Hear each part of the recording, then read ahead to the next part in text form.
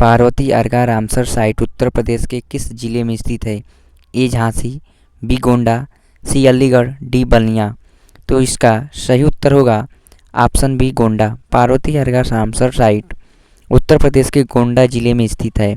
यह एक अस्थायी स्वच्छ जल का वातावरण है जिसमें दो जिले अर्थात पार्वती और अर्घा शामिल हैं, जो वर्षा आधारित है और तराई क्षेत्र में स्थित है। अतः विकल्प बी सही है। मिथिला मखाना को किस वर्ष भौगोलिक संकेत यानी जीआई टैग प्राप्त हुआ था? ए 2018, बी 2020, सी 2022, डी 2024। तो इसका सही उत्तर है सी 2022। मिथिला मखाना को 2022 में भौगोलिक संकेत यानी कि जीआई टैग प्राप्त हुआ, जिसमें बिहार भारत के कुल उत्पादन का 80% का योगदान देता है। यह बिहार और नेपाल के मिथिला क्षेत्र में उगाई जाने वाली जलीय मखाना की एक विशेष किस्म है। अतः विकल्प सी सही है। अगला प्रश्न है, विष्णुपद मंदिर बिहार के निम्नलिखित में से किस जिले में स्थित है? ए बेगूसराय, बी गया, सी दरभंगा, डी नालंदा। तो इसका सही उत्तर होगा ऑप्शन बी गया। बिहार के गया जिलों में फल्गु नदी के तट पर स्थित विष्णुपद मंदिर भगवान विष्णु को समर्पित है। इसका निर्माण 1787 में महारानी अहिल्याबाई होलकर के आदेश पर किया गया था। अतः विकल्प बी सही है। अगला प्रश्न है, निम्नलिखित में से कौन कोशिका की अंतरोष्मी क्रियाओं के परिचालन के लिए ईंधन की तरह प्रयुक्त होता है? ए एटीपी, बी कार्बन डाइऑक्साइड, सी ऑक्सीजन, डी जल। तो इसका सही उत्तर है ऑप्शन ए एटीपी। कोशिकीय श्वसन से मुक्त ऊर्जा तत्काल ही एटीपी नामक अणु के संश्लेषण में प्रयुक्त हो जाती है। बता दें कि यह एटीपी कोशिका की अन्य क्रियाओं के लिए ईंधन की तरह प्रयुक्त होता है। वहीं इसके विखंडन से एक निश्चित मात्रा में ऊर्जा मुक्त होती है, जो कोशिका के अंदर होने वाली अंतरोष्मी क्रियाओं का परिचालन करती है। अतः विकल्प ए सही है। अगला प्रश्न है, निम्नलिखित में से कौन सा आहार नाल का सबसे लंबा भाग है? ए क्षुद्रांत, बी बृहंत, सी अमाशय, डी ग्रसिका।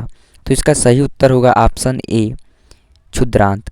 आहार नाल का सबसे लंबा भाग क्षुद्रांत है और यह अत्यधिक कुंडलित होने के कारण वह छोटी जगह में अवस्थित होती है। बता दें कि विभिन्न जंतुओं में क्षुद्रांत की लंबाई उनके भोजन के प्रकार के अनुसार अलग अलग होती है। वहीं घास खाने वाले शाकाहारी जीवों में सेल्यूलोज पचाने के लिए लंबी क्षुद्रांत की आवश्यकता होती है। अतः इसका उत्तर ए सही है। अगला प्रश्न है, निम्नलिखित युग्मों पर विचार कीजिए। एक है जैव प्रक्रम, शरीर के बाहर ऑक्सीजन को ग्रहण करना और कोशिकीय आवश्यकता के अनुसार खाद्य स्रोत के विघटन में इसका उपयोग।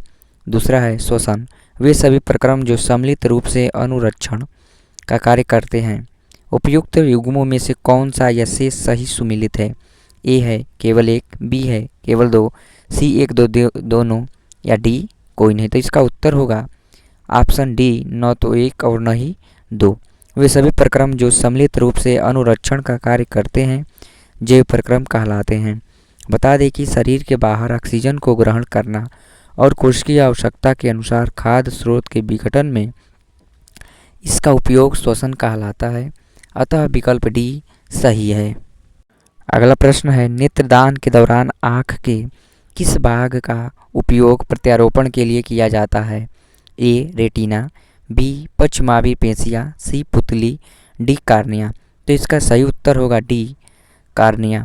नेत्रदान में नेत्र के कार्निया भाग को निकाला जाता है तथा दूसरे व्यक्ति में प्रत्यारोपित किया जाता है। बता दें कि कार्निया अंधता से पीड़ित व्यक्तियों को नेत्रदान द्वारा प्राप्त कार्निया के प्रत्यारोपण से ठीक किया जा सकता है। वही नेत्रदान करने वाला व्यक्ति किसी भी आयु, वर्ग अथवा लिंग का हो सकता है। अतः डी सही है।